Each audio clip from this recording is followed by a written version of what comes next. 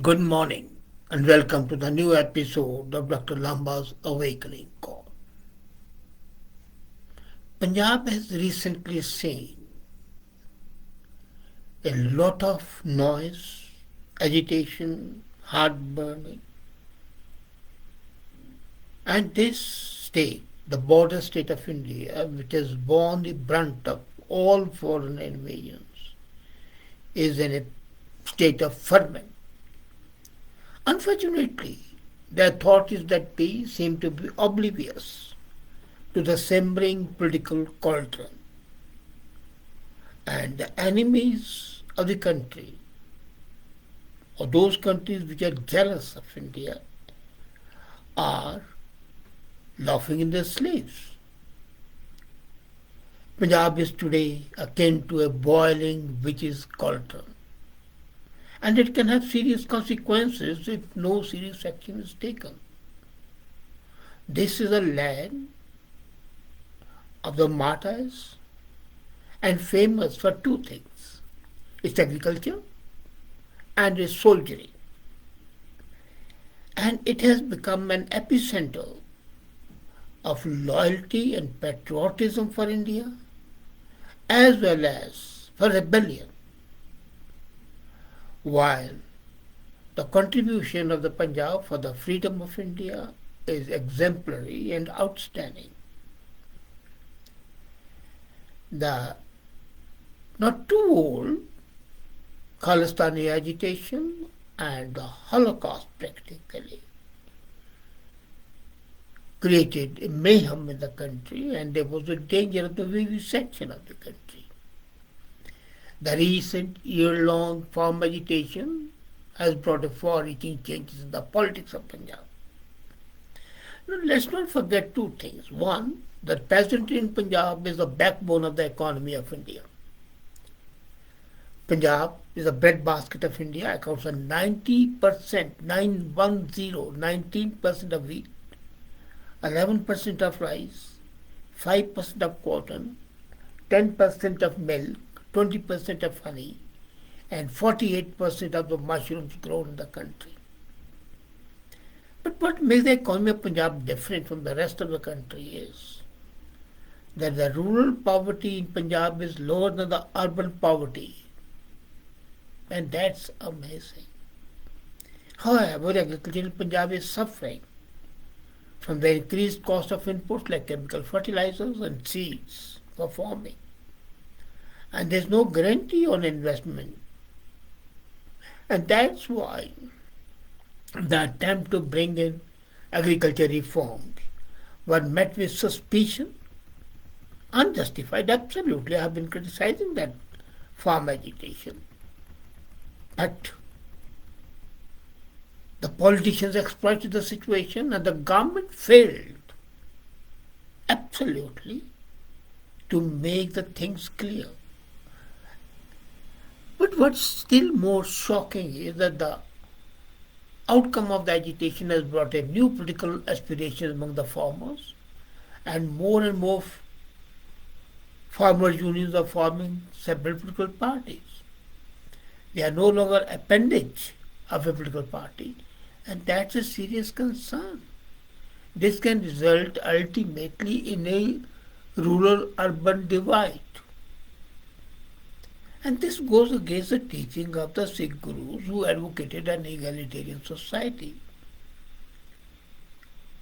Unfortunately, Punjab, while giving lip service to Sikhism, has remained absolutely rooted in the caste hierarchy like the Hindus. The low caste Hindu who embraced Sikhism to escape from the exploitation of the higher classes were denied entry into Gurdwara for a long time. Shiromani Akali Dal, the major player in the world of Punjab, is the second oldest party in India after the Congress party. And it celebrated its century just recently. But the domination is by a sect of Punjabis, the Jat Sikhs. And this political party controls Shiromani Gurdwara Permanent Committee, the apex body that controls Gurdwaras in Punjab. And it has become a fiefdom of the Badal family. And the patriarch commands a lot of respect, undeniably, but it's a family dynastic organization today. And what's going to happen is that in the recent elections, because of the denigration or the rise of the farmers' party, the Akali Dal might stand reduced. It might not become zero, but it might become akin to zero. That's one part. Now, the anger in the peasantry against the farm bills compelled Akali Dal to break ties with Bharatiya Janata Party. And that is something bad. The combination of Akali Dal and Bharatiya Janata Party was a guarantee of communal peace. And that peace is today threatened. Then the rise of religiosity, the lynching and the killing of the people inside the Gurdwaras goes against the very concept of Sikhism, but apart from that, politically, it sends shockwaves that can be very detrimental to the country. Coming to the demographics, Sikhs constitute 58.7% of the total population of Punjab, and out of which Jat Sikhs constitute 20 to 25%. And they are about 66% of the Sikh population. That means 20 to 25% Jat Sikhs control the destiny of Punjab. This is a negation of the democratic principle. And you might have seen that most of the chief ministers of Punjab have come from the Jat community. Now, Jats, while they constitute 20 to 25%, Dalits constitute 32% of the population, which is the highest in the country. Now, imagine in a province which boasts of Sikhism and egalitarianism has 32% of the population, the highest in the country. And that is again a dangerous signal, and when the situations were normal, that was acceptable. Not acceptable, but tolerable. But today, it's not. It is a divide which is opening up, the fissure that is widening, the gap and the chasm, which shall be unbridgeable. You remember that Kanshi Ram, the Dalit thinker and leader from Punjab, he had no impact when he contested the election in 1996, and then he shifted to UP. But now, Akali Dal has aligned with the same party, and that has upset the apple cart of Congress. Now, Congress, the major adversary of the Akali Dal in Punjab, is trying to reduce the influence of Akali Dal from SDPC and parts of Punjab. And the controversial Sikh leader Bhindranwala was supported by Congress, especially the Home Minister and the President of India, Zaid Singh. And the purpose was again to weaken the dominance of Akali Dal over SDPC in election 78. This time again, Congress has taken a step which is creating a divide in the Dalits by making Channi a Dalit Prime Minister. Now, let's not forget that the combination of Amrinder Singh and Akali Dal is a promising sign. But would they be able to be successful? That's something very doubtful. The hyperactive Aam Aadmi Party is coming up. And that's a bad signal, because that party has no political agenda except to give freebies. And a country or a state or a province which lives on freebies is doomed to welfareism. I'll talk about that the other day. The Bharatiya Janata Party has a strong presence in urban centers among the Hindus who constitute 38.5% of the population as per the census of 2011. But then they have always played a secondary role. Now by aligning with Amrinder Singh, they plan to have a major role. As I said, Aam Aadmi Party won in Chandigarh and is making a bid to win Punjab. Kejriwal is proposing and has his mind that he'll shift from Delhi to Punjab as the Chief Minister, because in Delhi the Chief Minister doesn't have that much of power. But then there's internal bickering and there's no leader acceptable to all groups. So it opens the door for Kejriwal. Now Kejriwal is a shrewd man, but would he be able to deliver goods? No. Now AP is already this main opposition. By Chief Minister phase, Bhagwant Mann lost the election last time from Jalalabad Assembly seat. Now coming to the other part of the culture, the Christianity is making inroads, and nothing wrong with that. Every religion has a right to increase its followers. But the way it's being done is insidious, and that can cause another problem, and quite possible the very orthodox might say that this is absolutely uncalled for. Punjab is like, as I said, simmering cauldron of the repressed aspirations. And that is something which we have to defend. Now, Government of India recently extended the jurisdiction of BSF. Absolutely justified, as I said in my comments. But the same is being exploited, that the Delhi government is behaving like the Mughal autocrats. Now the common thing in Punjab is Delhi government, not the Indian government. The moment you say Delhi government, then the images of the Mughal emperors come up who were out to destroy Sikhism. And that is going to send waves.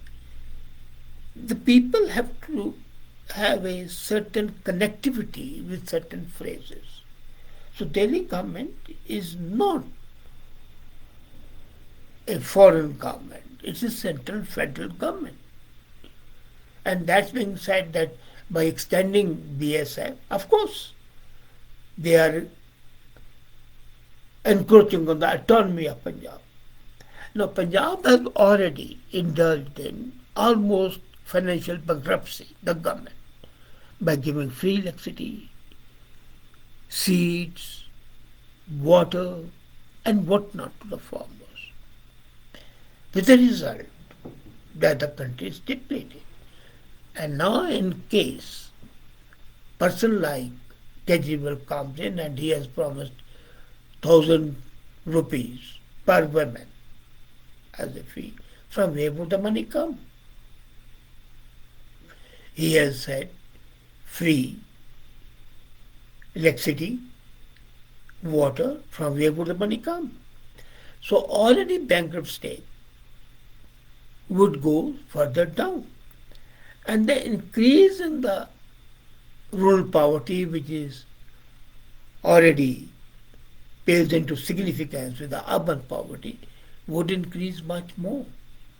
When the poverty increases, it results in heartburning. And a sense of revenge comes in. And that is adding fuel to the fire, and that's what I'm afraid of. Pakistan can take advantage of this situation and send its undercover agents to incite these people. And they can say, look, on the one side, the government is not taking action against the Christians, and they're destroying, the Christians are converting Sikhs, and decimating Sikhism. On the other side, they are not helping Sikhs come up to the level. So the Jat Sikh element is likely to be destroyed, and the unemployed are likely to be the pawns in the hands of Pakistan. The reports are that ISI is specially training its people to penetrate Punjab, and the arm throwing through the drones has already been seen. Amrinder had already said, and that's why BSF's jurisdiction was increased. But that justified action is being manipulated. So what should the government do? Very simple. Government has to make things clear to the people. There has to be more interaction. You see, what's happening is the Prime Minister goes or the Home Minister goes and they talk. But the local leadership is not involved in these discussions. They are involved only in clapping or bringing people to the rallies. That has to stop. And then the intellectuals and the media have to play a role. And at this time, the most important thing is to keep the national interest in mind rather than the interest of sectarian groups, a selfish interest, other political interests. I can foresee in next 2 years, if the situation is not handled properly, a revival of militantism, a breakdown in the communal harmony, bloodshed, and a clearly armed insurrection, a revenge by Pakistan of 1971. And let's not forget, Pakistan has not forgotten the slide and the division of that country. It's looking for a chance. And the government, by not taking proactive action, they are thinking it to be a mere political problem. It's not a mere political problem. It's a social problem. It's a socio-economic, cultural issue.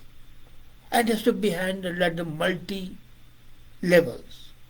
Single action of saying, okay, we are calling for elections and let the party win. No, it's not going to happen. You have got to generate a feeling of Indianness in Punjab and revive the memories of Punjab of the sacrifice they made, and also tell them that those sacrifices have not been forgotten and they are not being ignored. The feeling of alienation is rising in this state, and in this crucial state, if the sense of alienation consolidates, that would be a disaster. Can the government do it? Something? Yes, it can. What it has got to do is it has to involve the political action along with the economic action and also education. Education not in the schools or colleges, but education of the common masses. The more contact programs are put to be there. What is lacking is the distance between the rulers and the ruled is increasing. And that is not a happy sign for the country or for the state. The situation is really alarming. But I think our political leadership is only interested in winning the election. And that might be its undoing ultimately.